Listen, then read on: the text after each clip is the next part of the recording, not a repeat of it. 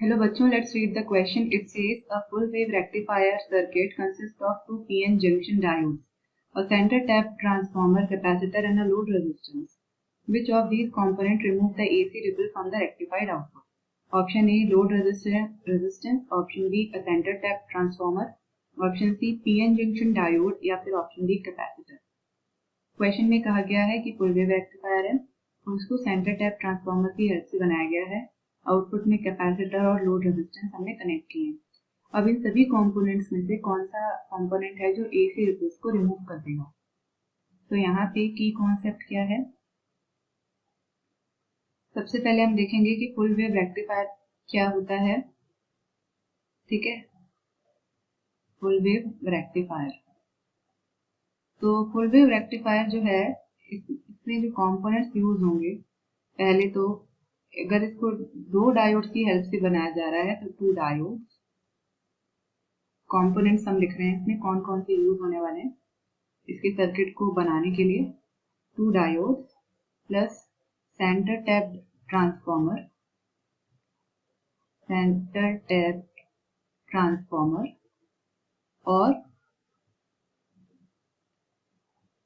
और हमें चाहिए एक रेजिस्टर। ठीक है, ये मेन कंपोनेंट है जो हमें एक फुल वेव रेक्टिफायर को बनाने के लिए चाहिए। अब यहाँ पे डायोड क्या होते हैं? डायोड कुछ इस तरीके का सिंबॉलिक रिप्रेजेंटेशन है जहाँ पे ये P है और ये N है। इसमें यूनिडायरेक्शनल करंट फ्लो करता है from P to N। N to P current flow नहीं कर सकता।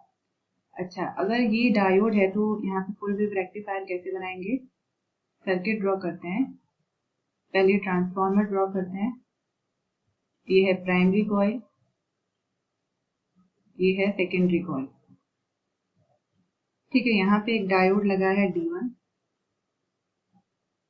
और यहाँ पे एक डायोड लगा है D2। ओके, ये इस तरीके से यहाँ पे सेंटर टैपिंग हो रखी है। यहाँ से हमने इस तरीके से सर्किट लिया और यहाँ का एक आउटपुट लिया और इसको रजिस्टर से कनेक्ट कर दिया। तो इसको एक्सटेंड कर देते हैं थोड़ा सा और ये सर्किट डायग्राम बन गया हमारा। ये रेजिस्टेंस है R और यहाँ से हम इस रेजिस्टेंस के अक्रॉस क्या देखेंगे? आउटपुट देखेंगे, आउटपुट वेव फॉर्म देखेंगे। ये है डायोड D1, ये है डायोड D2 और ये है सेंटर टैप ट्रांसफार्मर। ठीक है, सेंटर टैप ट्रांसफार्मर।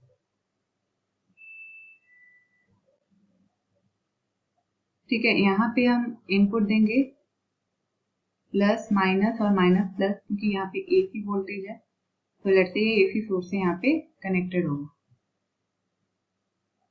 ठीक है, तो ये कनेक्शन ड्रॉ कर दिए हैं। अब यहाँ पे जो इनपुट वोल्टेज होगी इसे ड्रॉ करते हैं। लेट्स से ये है हमारी इनपुट वोल्टेज। ठीक है, V इनपुट वर्सेस टाइम का प्लॉट है। तो एक पॉजिटिव हाफ साइकिल है, एक नेगेटिव हाफ साइकिल है, तो ये फुल वेव फॉर्म रिप्रेजेंट कर रही है। लेट्स से पहला हाफ कंसिडर करते हैं, दिस वन। तो यहाँ पे प्लस होगा और नीचे माइनस होगा। प्लस हाफ केस है तो सेंटर टैपिंग के थ्रू क्या होगा? करंट फ्लो करेगा और यहाँ से करंट D1 से पास होगा और D2 पे reverse biasing, D2 as a reverse bias काम करेगा, जिस वजह से करंट D2 से फ्लो नहीं हो पाएगा, केवल D1 से फ्लो होगा। ठीक है, करंट केवल यहाँ से फ्लो होगा। तो इस केस में जो रेजिस्टेंस के थ्रू करंट जाएगा उसकी डायरेक्शन ये होगी। तो आउटपुट क्या आएगा इस केस में? वोल्टेज V आउट यहाँ पे कुछ इस तरीके का प्लॉट मिलेगा। ठीक है, कुछ इस तरीके का। अब नेगेटिव हाफ साइकिल को कंसिडर करते हैं जो कि है ये वाली। तो इस केस में क्या होगा? ऊपर नेगेटिव होगा और नीचे प्लस होगा। अब यहाँ से फिर से करंट फ्लो करेगा, क्योंकि नेगेटिव है तो यहाँ D1 से करंट ना फ्लो करके अब की बार D2 से करंट फ्लो करेगा। ठीक है, तो यहाँ D2 से करंट फ्लो करेगा और D1 यहाँ पे एज अ रिवर्स बायस काम करेगा। तो जो डिफरेंट कलर्स हैं वो उसकी हेल्प से आप देख सकते हो। यहाँ पे भी करंट की डायरेक्शन थ्रू आर सेम रहेगी, तो आर के थ्रू यानी रेजिस्टेंस के थ्रू जो करंट पास होगा वो सेम डायरेक्शन रहेगी इसकी, और नेगेटिव हाफ साइकिल में भी हमें एक पॉजिटिव रिपल मिलेगी। तो ये आउटपुट है फुल वेव रेक्टिफायर का। अब लेट्स से इसमें हम कैपेसिटर ऐड कर देते हैं, फिर देखते हैं आउटपुट क्या आता है। तो सर्किट डायग्राम को हम दोबारा से ड्रॉ करेंगे। लेट्स से ये एसी इनपुट है, ये यहाँ पे ट्रांसफार्मर से कनेक्टेड है, प्राइमरी कॉइल है ये, ठीक है। इस तरफ लगी है सेकेंडरी कॉइल, यहाँ पे एक डायोड है D1, नीचे एक डायोड है D2, ठीक है। यहाँ पे इसको क्लोज कर देते हैं और यहाँ से सेंटर टैपिंग की गई है, जिसकी हेल्प से यहाँ पे पहले एक कैपेसिटर लगाया जाएगा और यहाँ पे कैपेसिटर लगाया जाएगा और उसके आगे एक रेजिस्टर लगाया जाएगा और फिर आउटपुट लिया जाएगा। तो ये सर्किट डायग्राम है, ये कैपेसिटर है, ये रेजिस्टेंस है, ये D1 डायोड है और ये D2 डायोड है। ये AC इनपुट दिया गया है। तो सबसे पहले अभी हमने देखा कि इनपुट और आउटपुट क्या आ रहा था जब हमने कैपेसिटर नहीं लगाया था, केवल रेजिस्टेंस था। अब हमने कैपेसिटर लगा दिया, तो यहाँ पे हम वेव फॉर्म को स्टडी करेंगे।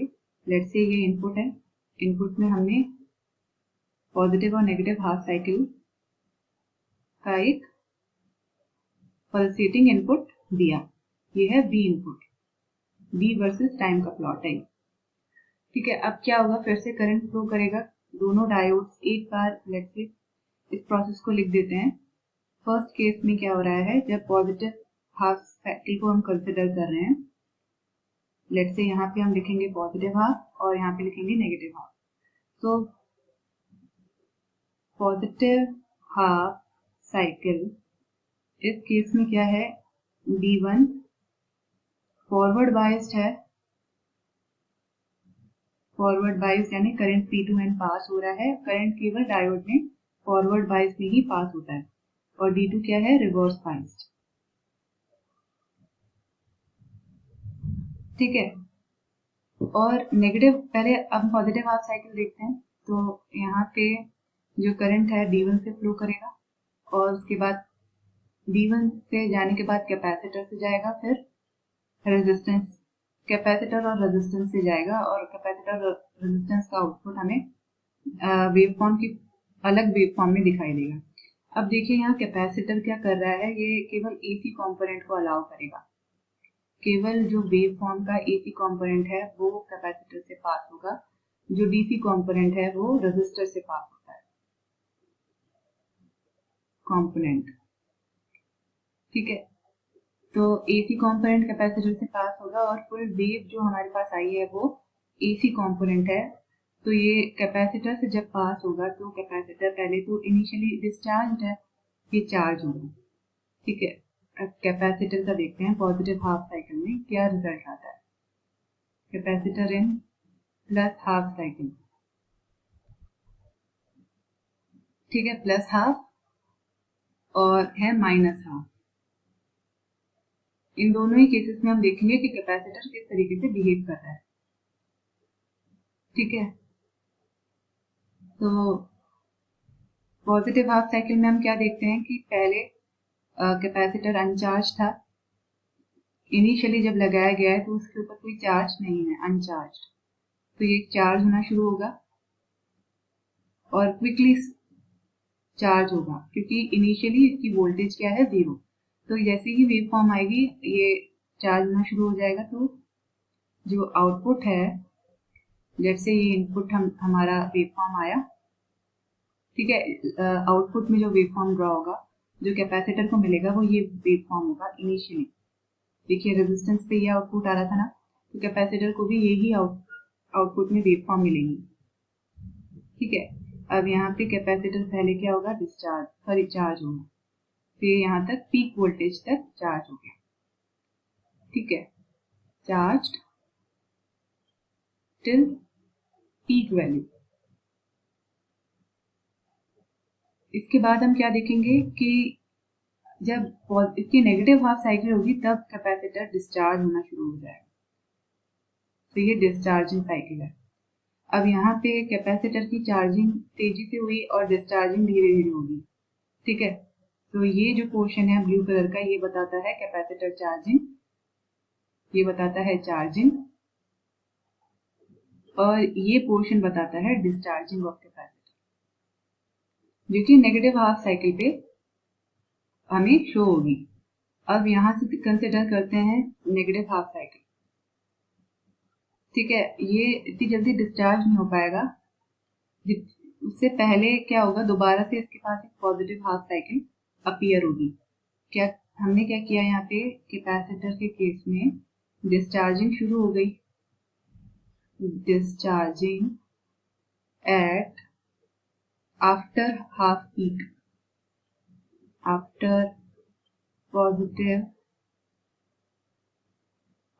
पॉजिटिव हाफ पीक डिस्चार्जिंग शुरू हो गई, ठीक है। तो इस केस में क्या होगा, discharging is slow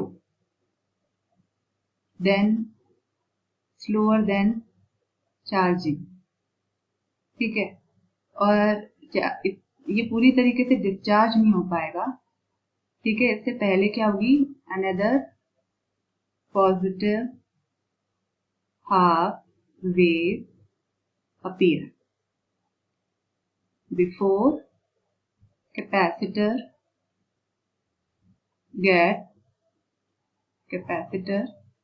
get fully discharged, यानी कि पूरी तरीके से डिस्चार्ज नहीं हो पाएगा, उससे पहले ही एक और आउटपुट में वेव फॉर्म अपीयर करेगी। तो कंसिडर करते हैं अब नेगेटिव हाफ साइकिल।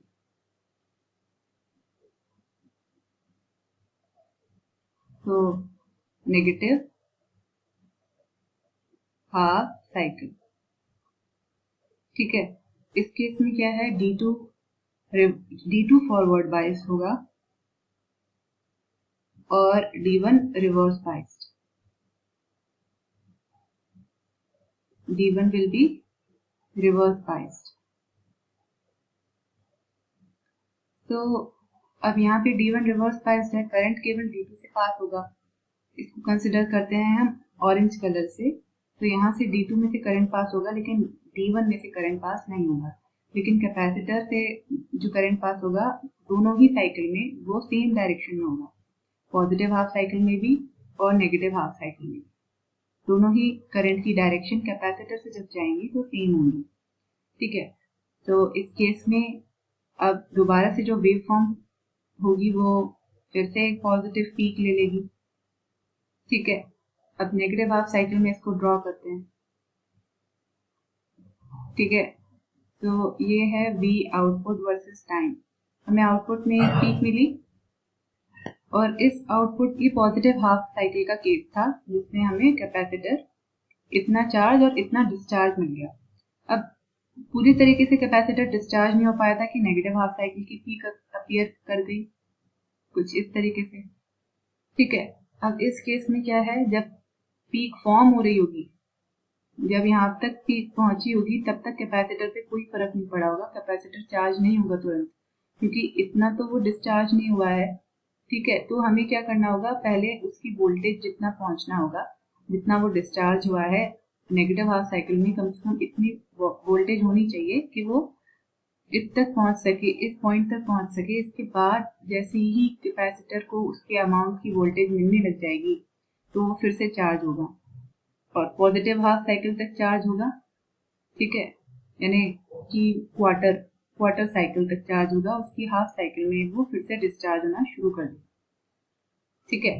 तो हमने क्या डिस्कस किया, ये वाली जो पीक थी ये पॉजिटिव हाफ की थी और ये वाली जो पीक थी ये नेगेटिव हाफ साइकिल की थी, ठीक है। फिर से जो पीक आएगी वो पॉजिटिव हाफ की होगी और फिर से नेगेटिव हाफ, इस तरीके से ये पीक चलती जाएगी, ठीक है। तो इस तरीके से रिजल्ट आएगा, कैपेसिटर फिर से चार्ज होगा, डिस्चार्ज के बाद फिर से चार्ज होगा, फिर से डिस्चार्ज होगा।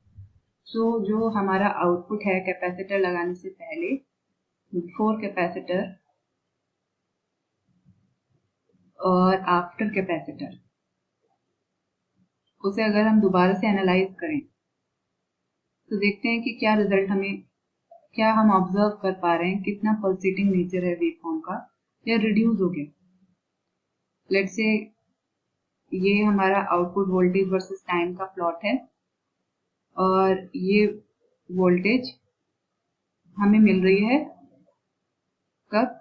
आउटपुट में मिल रही है जब हमने कैपेसिटर नहीं लगाया, नो कैपेसिटर। ठीक है, तो यहाँ बिफोर की जगह लिख लीजिए नो कैपेसिटर। तो इस केस में हमें इस तरीके का आउटपुट मिल रहा है। ठीक है, और आफ्टर कैपेसिटर जब हम आउटपुट देख रहे हैं कैपेसिटर लगाने के बाद, तो वो आउटपुट कैसा मिल रहा है हमको? कुछ इस तरीके का। ठीक है, तो जो कैपेसिटर है वो एक तरीके का ट्रांसिएंट डिवाइस है, जिसमें क्या है, अगर उसकी वोल्टेज 0 है इनिशियली, तो आप उसको इनिशियली चार्ज कर सकते हो थोड़े अमाउंट की वोल्टेज अप्लाई करके। लेकिन अब जैसे कि वो पूरी तरीके से डिस्चार्ज नहीं हुआ, तो अब आप दोबारा से वोल्टेज अप्लाई करोगे और उस पर्टिकुलर वोल्टेज से कम है, मतलब कैपेसिटर की जो डिस्चार्जिंग वोल्टेज है उससे कम वोल्टेज अगर आप सप्लाई कर रहे हो तो वो इमीडिएटली चार्ज होना शुरू नहीं करेगा। इमीडिएट इफेक्ट आप नहीं देख पाओगे, इसलिए ये एक ट्रांजिएंट डिवाइस है। तो इस तरीके से हमें जो पल्सेटिंग आउटपुट है ये बहुत ज्यादा इसमें रिपल फैक्टर है, और यहाँ पे कैपेसिटर अप्लाई करने के बाद ये रिपल का अमाउंट यानी फ्लक्चुएशन थोड़ा कम हो गया है। तो ये कैपेसिटर जो है एक तरीके का फिल्टर होता है, ये क्या करता है, एसी रिपल्स को रिड्यूस कर देता है या रिमूव कर देता है। ठीक है, तो इसका करेक्ट आंसर क्या होगा? Option D, capacitor. I hope you understood it well. Best of luck.